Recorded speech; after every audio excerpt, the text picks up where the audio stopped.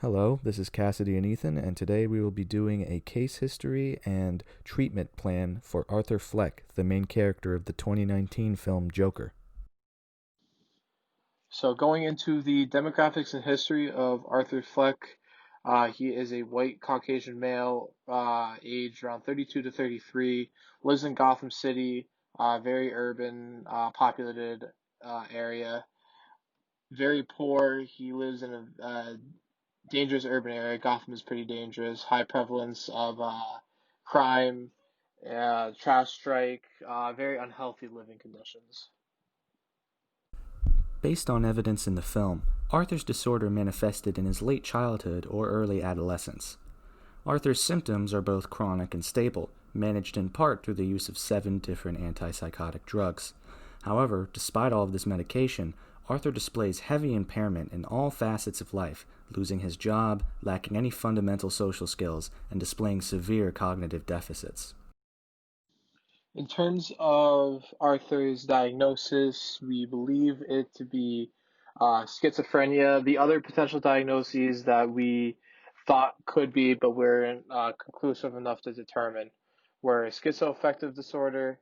The reason why, because the delusions or hallucinations aspect of lasting 2 to more weeks, it's not conclusive to assume that they last that long. It's not that clear in the film. The schizophreniform disorder, um, only 2 or more of the above, which are delusions, hallucinations, disorganized speech, disorganized or catatonic behavior, negative symptoms. Only 2 of the above for a significant portion of the time. It's not really similar to the schizophrenia what Arthur experiences. And finally, we also thought about delusional disorder. He doesn't have any delusions that last a duration of 1 month or longer. Again, it's not specified that delusions last this long. Our diagnosis of schizophrenia stems from the multitude of indicative symptoms that Arthur displays. In terms of positive symptoms, Arthur has a strange speech pattern, and his stuttering, pauses, and stammering make his disordered nature apparent. Arthur also has constant delusions. Examples of delusions are his belief that his favorite talk show host thinks that he's special, and the implanted belief from his adoptive mother that he was put on earth to make people smile.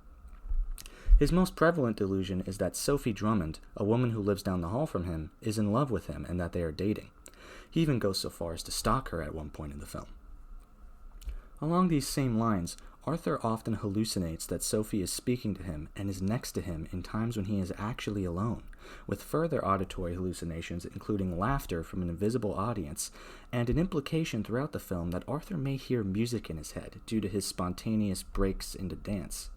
Arthur also displays highly disordered thoughts as shown by his joke notebook and highly disordered actions, turning to both homicidal and suicidal violence when he is frustrated. Finally, Arthur presents with several motor tics that manifest in periods of heightened anxiety, such as painful, compulsive laughter and the aforementioned inappropriate dancing. As for negative symptoms, Arthur has a blunted affect, unable to show emotion toward humor except when he pretends to, the lack of actual emotional response being apparent on his face. Arthur also shows catatonia, spending long periods of time in strange, seemingly painful positions, such as when he climbs into his cramped fridge. Finally, Arthur displays poor self-care habits, presenting with an almost skeletal thinness due to his disordered eating. The biological factors contributing to Arthur's disease are brain damage and severe malnourishment suffered at the hands of his adoptive mother, Penny Fleck, during early critical periods of brain development. Studies have shown that early brain damage can increase prevalence of schizophrenia by 65%. Psychologically, Arthur suffered from isolation and emotional abuse, with Penny gaslighting him into thinking he was constantly happy during this abuse. There are 2 primary social forces maintaining Arthur's disorder.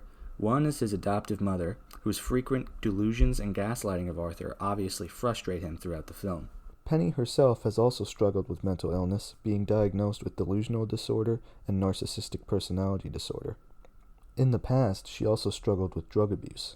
Based on the severity of disordered communication between family members, Having someone in the family who displays mental illness, regardless of the genetic link, can lead to higher prevalence of schizophrenia in life. The other force is the general population of 1980s Gotham. This was a time when mental illness was even more stigmatized than it is today, and thus people frequently verbally attack and criticize Arthur. Criticism is a known factor in the maintenance of schizophrenia.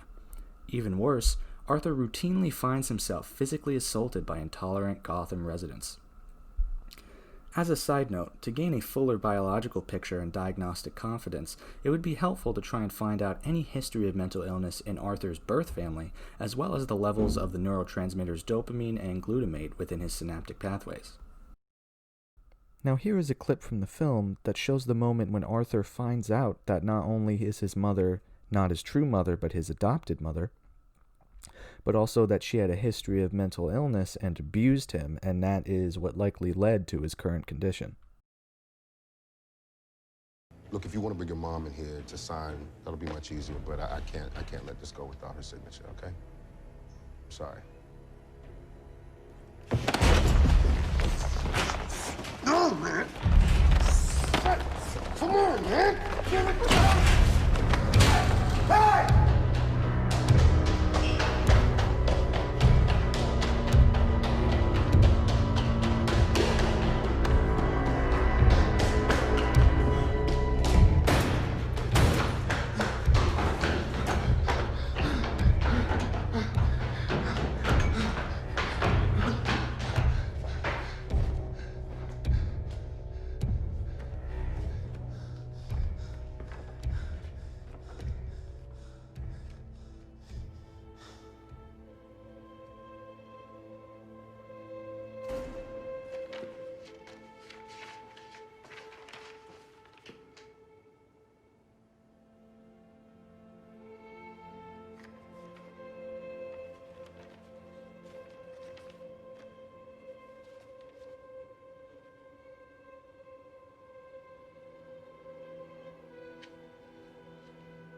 We went over this, Penny.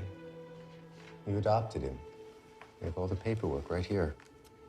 That's not true. Thomas had that all made up. So it stayed our secret.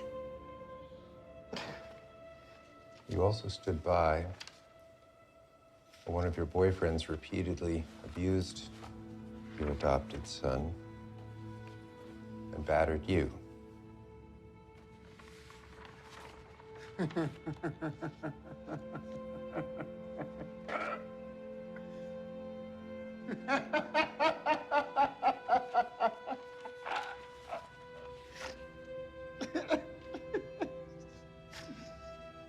Penny, your son was found tied to a radiator in your filthy apartment, malnourished with multiple bruises across his body and severe trauma to his head.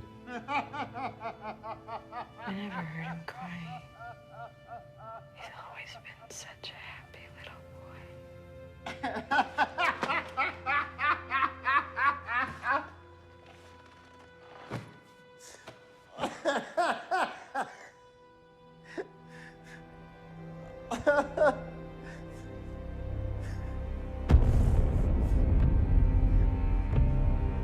For Arthur's treatment plan, institutionalization at first is the better option. Very dangerous to self, very dangerous to others. We see in the film he's suicidal, murderous, and it shows a lot of aggression towards others.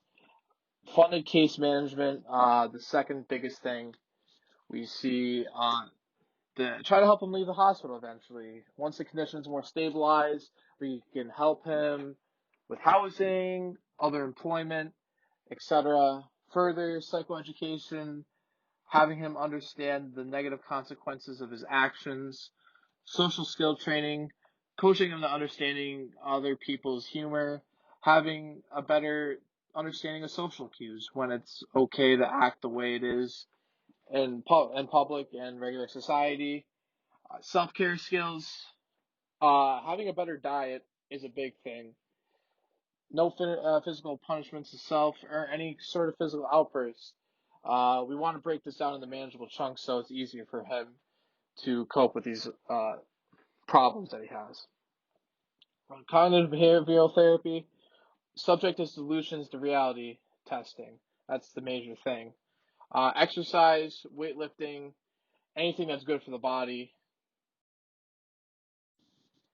And continuing on with his treatment plan, he might not have any means to attend therapy and receive regular medication.